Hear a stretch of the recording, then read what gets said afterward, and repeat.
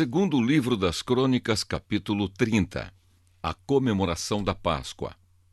Depois disso, o rei Ezequias enviou mensageiros por toda a terra de Israel e de Judá, e mandou cartas para o povo das tribos de Efraim e de Manassés, convidando todos para virem ao templo em Jerusalém, a fim de comemorar a festa da Páscoa em honra do Senhor, o Deus de Israel.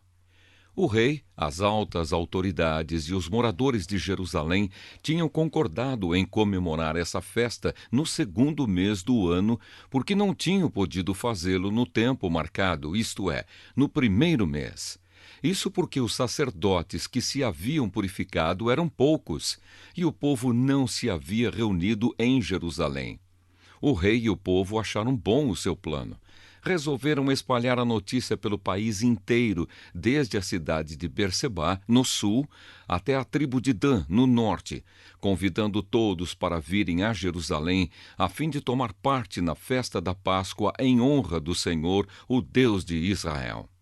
Pois já fazia muito tempo que a Páscoa não era comemorada de acordo com o que estava escrito na lei.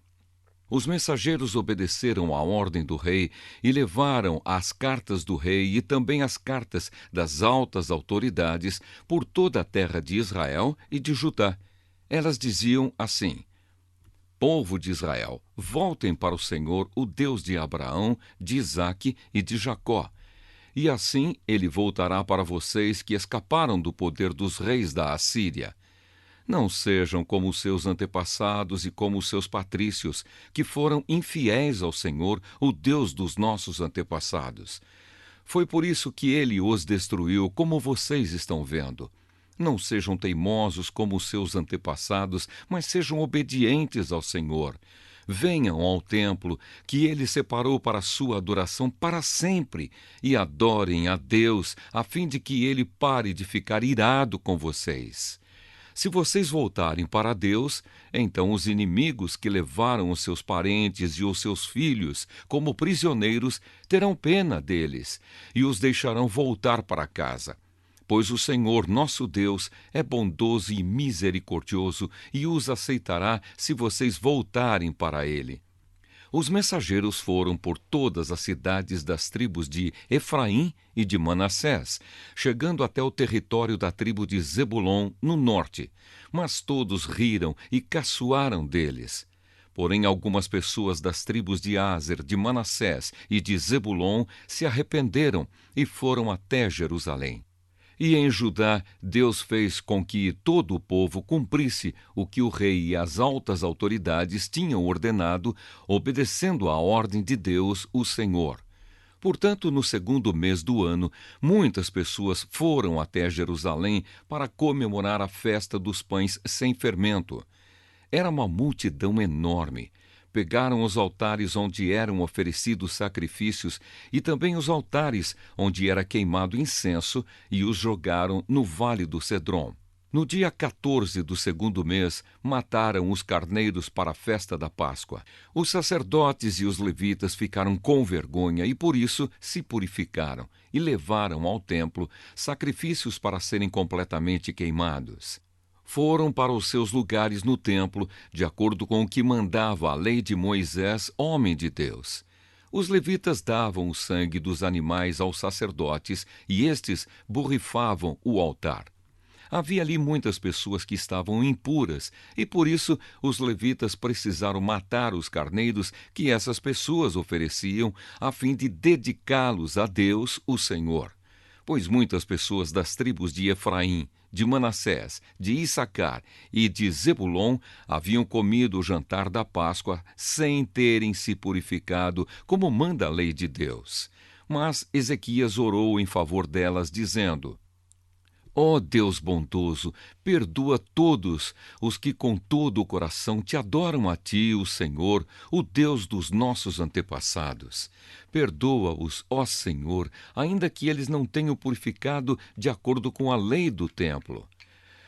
O Senhor Deus atendeu o pedido de Ezequias e perdoou o povo. Durante 7 dias, todos os israelitas que estavam em Jerusalém comemoraram com grande alegria a festa dos pães sem fermento. Todos os dias, os sacerdotes e os levitas louvaram a Deus, tocando bem alto os instrumentos musicais sagrados. Ezequias elogiou todos os levitas que haviam dirigido tão bem o culto de adoração. Durante 7 dias, todos tomaram parte na festa, apresentaram as ofertas de paz e louvaram o Senhor, o Deus dos seus antepassados. Aí concordaram em festejar mais 7 dias, e assim fizeram com muita alegria.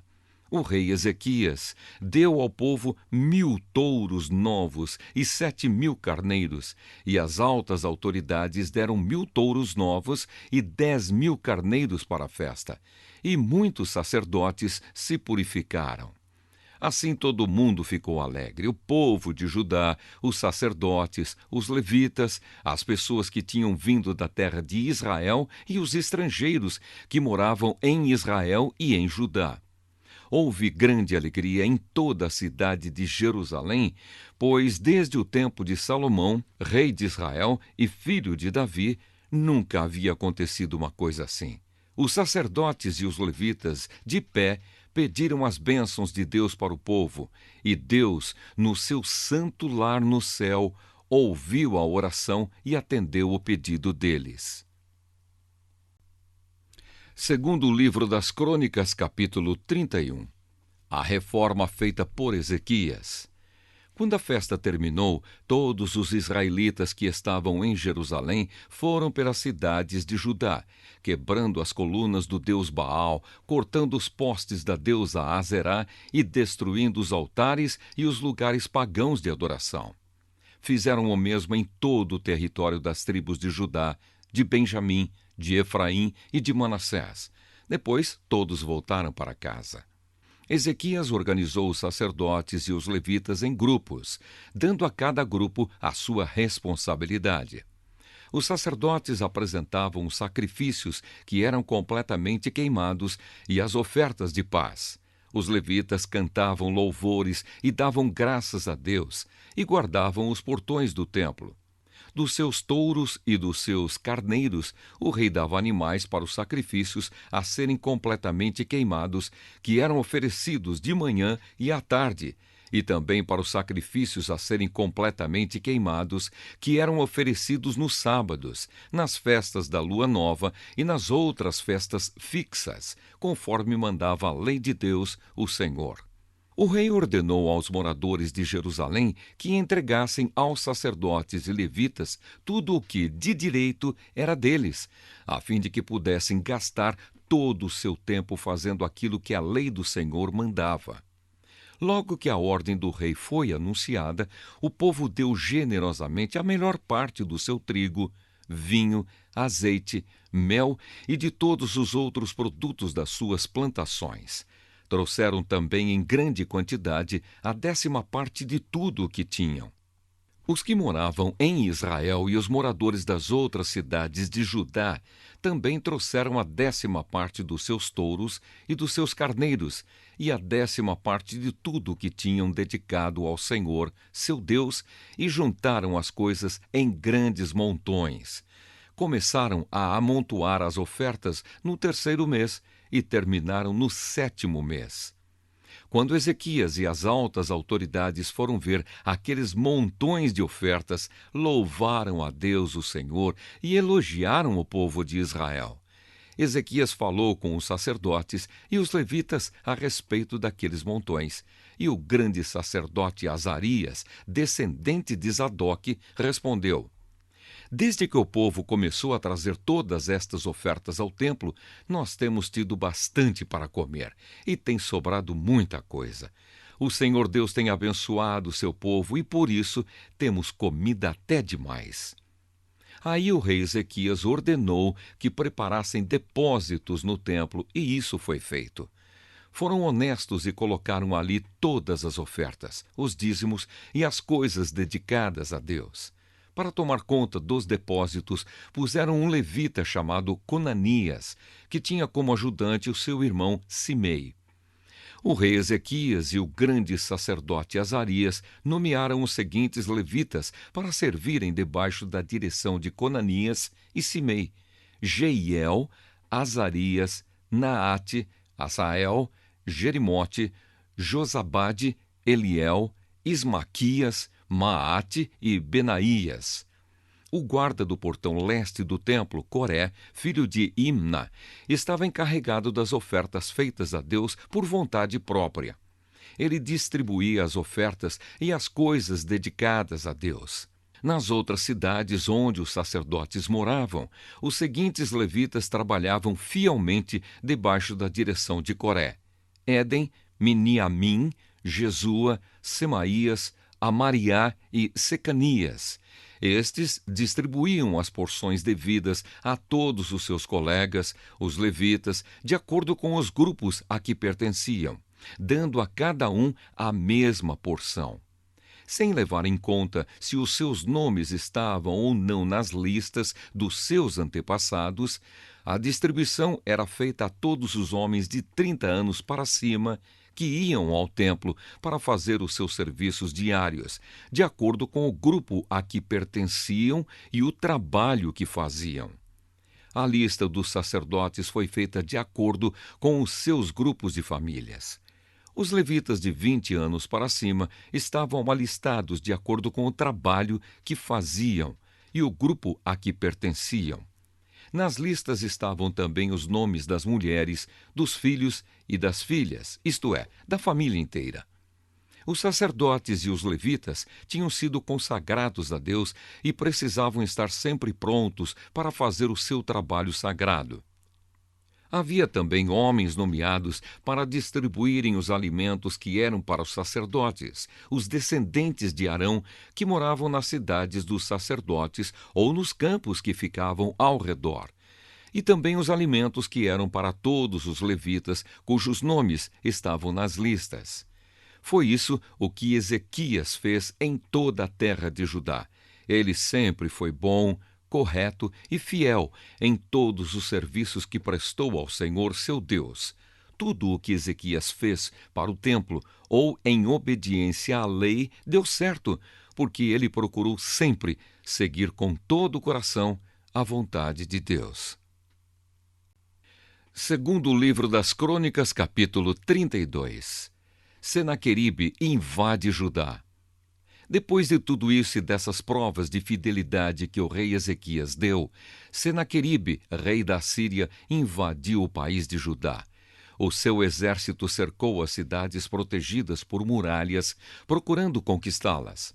Quando Ezequias viu que Senaqueribe estava planejando atacar Jerusalém também, consultou os seus chefes militares e civis e propôs que tapassem as fontes de água que ficavam fora da cidade. E eles concordaram com o plano. Muita gente se ajuntou e foram tapar todas as fontes e também o canal que atravessava aquela região. Isso foi feito para que os assírios encontrassem pouca água quando chegassem perto da cidade. Ezequias se animou e consertou a muralha da cidade, construiu torres em cima dela e levantou outra muralha ao redor da que já existia. Também construiu defesas no aterro que havia sido feito no lado leste, na cidade de Davi, e mandou fazer muitas lanças e escudos. Colocou oficiais no comando de todos os homens da cidade, mandou os oficiais se reunirem na praça do portão de entrada da cidade e disse: Sejam fortes e corajosos, não fiquem assustados, nem tenham medo do rei da Assíria e do seu enorme exército, pois aquele que está do nosso lado é mais poderoso do que o que está do lado dele. Ele só conta com a força dos homens, mas do nosso lado está o Senhor, nosso Deus, para nos ajudar e para guerrear por nós. E o povo ficou animado ao ouvir as palavras do rei Ezequias. Algum tempo depois, Senaqueribe, rei da Síria, junto com o seu exército, estava cercando a cidade de Laquis. Ele enviou alguns oficiais a Jerusalém para entregarem ao rei Ezequias a seguinte mensagem: Eu, Senaqueribe, rei da Assíria, quero saber como é que vocês, moradores de Jerusalém, podem se sentir seguros ficando aí enquanto o exército inimigo está cercando a cidade. Ezequias diz que o Senhor, o Deus de vocês, os livrará das minhas mãos, mas ele os está enganando e vocês morrerão de fome e de sede. pois foi o próprio Ezequias que acabou com os lugares de adoração e com os altares desse Deus e disse ao povo de Judá e aos moradores de Jerusalém que adorassem a Deus diante de um altar só e queimassem incenso somente naquele altar. Será que vocês não sabem o que eu e os meus antepassados fizemos com os povos de outras nações? Vocês pensam que os deuses daquelas nações foram capazes de salvá-las das minhas mãos? Não houve nenhum deus das nações que os meus antepassados conquistaram que fosse capaz de salvar o seu povo do meu poder. Então, por que é que vocês pensam que o seu Deus pode salvá-los das minhas mãos? Portanto, não deixem que Ezequias os engane assim. Não se iludam, não acreditem nele. Nunca houve nenhum Deus que pudesse salvar o seu povo do poder dos meus antepassados ou do meu poder, muito menos o Deus de vocês poderá salvá-los. Os oficiais assírios disseram coisas ainda piores contra Deus, o Senhor, e contra o seu servo Ezequias. E Senaqueribe escreveu cartas em que insultava o Senhor, o Deus de Israel, dizendo o seguinte contra ele: os deuses de outras nações não salvaram os seus povos das minhas mãos. Assim também o Deus de Ezequias não salvará o seu povo das minhas mãos. Os oficiais gritaram isso em hebraico aos moradores de Jerusalém que estavam em cima da muralha da cidade, a fim de assustá-los e deixá-los apavorados e assim poder conquistar a cidade. Os oficiais falaram a respeito do Deus de Jerusalém como se ele fosse como os deuses de outros povos, que são ídolos feitos por mãos humanas. Aí o rei Ezequias e o profeta Isaías, filho de Amós, oraram a Deus e pediram a sua ajuda. Então o Senhor Deus enviou um anjo que matou todos os soldados e todos os oficiais do exército assírio. O rei Senaqueribe voltou envergonhado para o seu país. Certo dia, quando estava adorando no templo do seu Deus, alguns dos seus filhos o mataram à espada. Foi assim que o Senhor Deus salvou Ezequias e os moradores de Jerusalém das mãos de Senaqueribe, rei da Assíria, e das mãos de todos os outros inimigos. E Deus deu ao seu povo paz com todos os países vizinhos.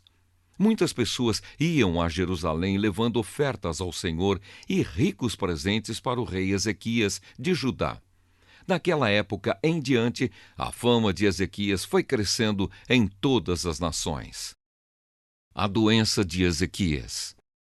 Por esse tempo, o rei Ezequias ficou doente e quase morreu. Então orou a Deus, o Senhor, e Deus respondeu, dando um sinal para provar que ele ficaria bom. Deus foi bondoso com Ezequias, mas ele não lhe agradeceu, pois era orgulhoso. Por isso Deus ficou irado com ele, com o povo de Judá e com os moradores de Jerusalém. Aí Ezequias se arrependeu do seu orgulho, como também os moradores de Jerusalém, e assim o Senhor só castigou o povo depois da morte de Ezequias. A riqueza de Ezequias. Ezequias ficou muito rico e recebeu muitas homenagens. Construiu depósitos para guardar a prata, o ouro, as pedras preciosas, as especiarias, os escudos e os outros objetos de valor que possuía. Construiu também armazéns para os cereais, o vinho e o azeite, estrebarias para o gado e currais para os carneiros. Ezequias também construiu cidades. Ele se tornou dono de muito gado e de muitos carneiros, pois Deus lhe deu muitas riquezas. Foi Ezequias quem mandou tapar a saída de cima da fonte de Giom e cavar no lado oeste de Jerusalém um túnel para levar água para dentro da cidade. Tudo o que Ezequias fez deu certo. Quando as altas autoridades da Babilônia enviaram mensageiros a Ezequias para fazerem perguntas sobre o milagre que havia acontecido em Judá, Deus não o ajudou, pois queria pô-lo à prova a fim de descobrir o que estava no fundo do seu coração. A morte de Ezequias. Tudo mais que Ezequias fez, inclusive as coisas que fez como prova da sua dedicação a Deus, Está escrito na visão do profeta Isaías, filho de Amós, e na história dos reis de Judá e de Israel. Ezequias morreu e foi sepultado na parte de cima dos túmulos dos reis que eram descendentes de Davi. Quando ele morreu, o povo de Judá e os moradores de Jerusalém lhe prestaram homenagens, e o seu filho Manassés ficou no lugar dele como rei.